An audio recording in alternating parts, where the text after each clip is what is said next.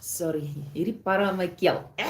Okay, let's read. Let's start with the word and then we're going to chat about it. And I just want to read the second part of James 4, verse 2. And it says, "You do not have because you do not ask."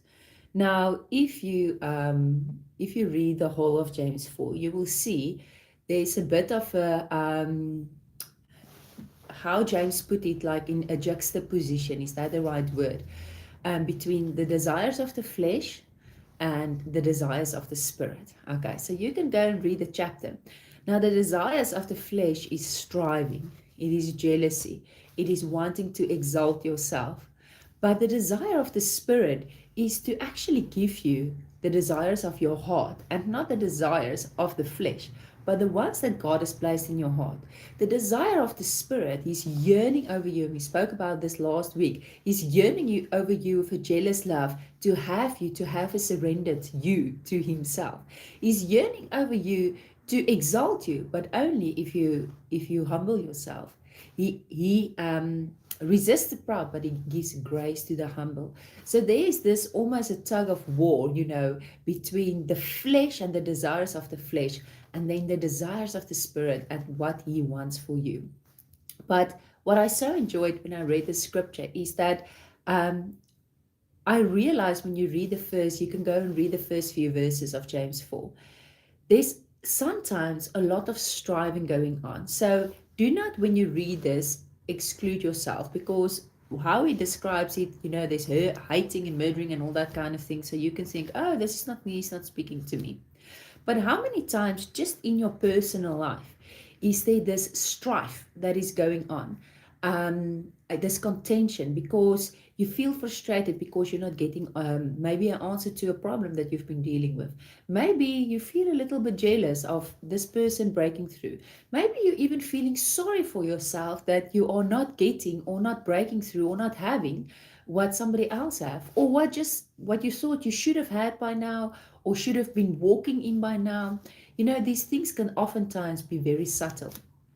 And as I was reading this, I was like, yeah, many times there's this discontent in my heart. And then I got to this part where he says, "You do not have because you do not ask." And I realize that so many times I literally just forget to turn to Jesus and just to ask. Yes, of course, like I understand for you as well. We ask God many times, but it is also a position of the heart. Because in the next verse, he says, "You ask, but you do not receive because of the motive of your heart." So for me, when we ask to receive, for me, it is coming and firstly getting the intention of my heart correct. So when I come to God, I come not standing on anything. I'm not boasting on the things I've done. I'm not, first of all, reminding Him of the promises that He should be giving to Him. And with that, I'm not saying like there's some sort of ritual. I mean, um, sometimes we just, there's not time to do this and this and this. You just need to cast out the demon. You just need to demand that sickness to go. You just need to now speak this thing into existence, this thing that you've been waiting for. And so with that, I'm not putting rules into your prayer life. I'm saying there needs to be, and I do this often, where we bring our hearts to God and say, "Lord, look at my heart, sort out the mess in there. I want to be humble.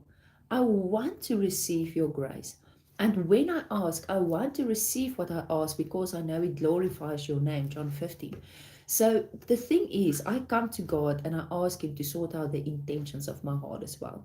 Lord, if I'm ill intentioned in asking this, help me, show me, help me to sort it out. But if this is really a true heart, and I do think it is, I ask that you give this to me.